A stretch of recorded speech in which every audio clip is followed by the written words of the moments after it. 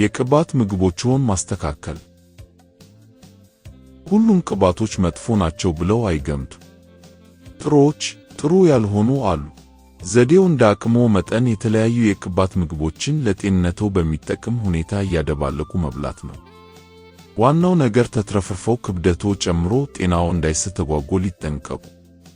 በግሮሰሪዎችና በሌሎች ሱቆች የሚገዟቸው ዘይቶች ምን አይነትና ምን ያህል ቅባቶች እንደያዙ አጣርቶ መግዛት ያስፈልጋል።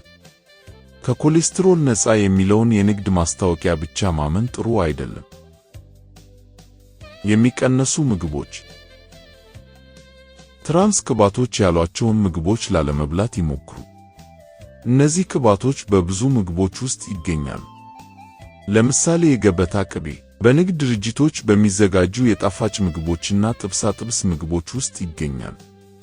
ሳቹሬትድ ቅባቶችን ከምግቦ ውስጥ ለመቀነስ ጥረት ያድርጉ። ይህን ማለት የፍስክ፣ የሥጋ ወተትና በቅቤ የተሰሩ ምግቦችን መቀነስ ማለት ነው። እነዚህን ምግቦች ለምሳሌ በዓመት በዓል ጊዜዎችና አልፎ አልፎም በግብዣ ላይ በመጠኑ መብላት ይችላሉ። ሆኖም ግን በሌላ ጊዜ በቤቶ ውስጥ እንዳይዘጋጁና እንዳይኖሩ ማድረግ ይጠቅማል። ከዘይቶች ደግሞ የፓልምና የኮኮነት ዘይቶች አዘውትረው አይጠቀሙ። የሳቹሬትድ ቅባቶች መጠናቸው ከፍ ያለ ነው።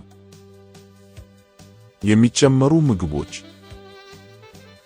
በተቻለዎት መጠን የሞኖአንሳቹሬትድና የፖሊአንሳቹሬትድ ዘይቶች ምንጮች የሆኑ ምግቦች ከላይ በተቀነሱት ምግቦች ፋንታ ይመገቡ።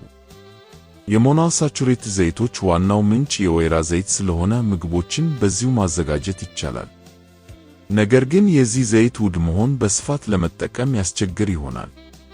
ሌላ ምንጮች ኦቾሎኒ፣ የኦቾሎኒ ዘይትና አቮካዶ ናቸው። የጾም ምግቦች በዘይት የተሰሩና ጥራጥሬዎች ብዙም ፖሊአንሳቹሬትድ ዘይቶች ስለሆኑ እነዚህኑ ይጠቀሙ። ያለ ስጋ የማይሆን ሎ ከሆነ የአበሻ ዶሮ ስጋ በዘይት የተሰራ ሊመገቡ ይችላል።